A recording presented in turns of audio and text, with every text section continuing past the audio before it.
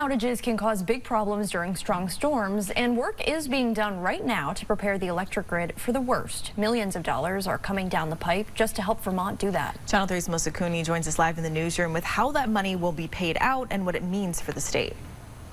Alexandra and Alyssa, we have talked a lot about recent weeks about the storms and the grids. It's been a rainy summer with a lot of severe weather. I asked experts how the $6 million in federal money will help Vermont utilities.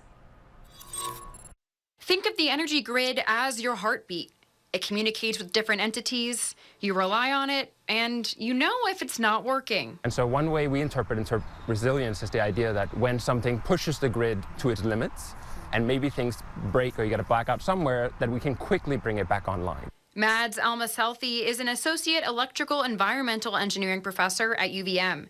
He says Vermont has been working on grid resilience for decades, but more severe weather and an increased push for electrification have added stress to it. This ability of the grid to handle variability from solar, variability from wind, changing peak demands on hot days and cold days, is the ability to respond to that is part of resilience.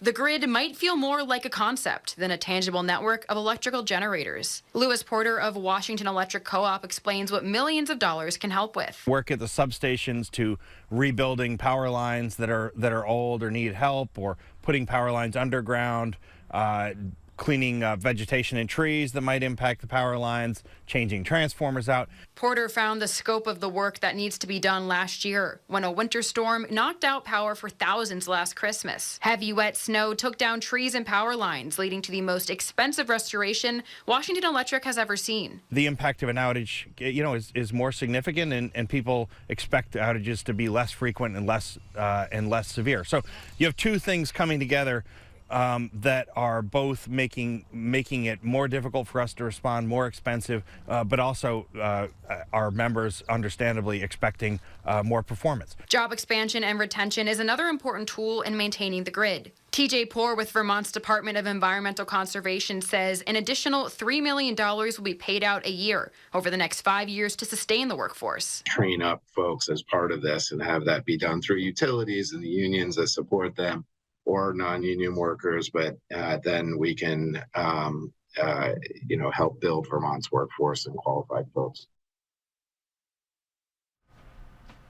And Poor says the state will divide that $6 million among utility companies across Vermont, saying he expects it to be awarded at the start of the new year with the goal of construction kicking off in the spring.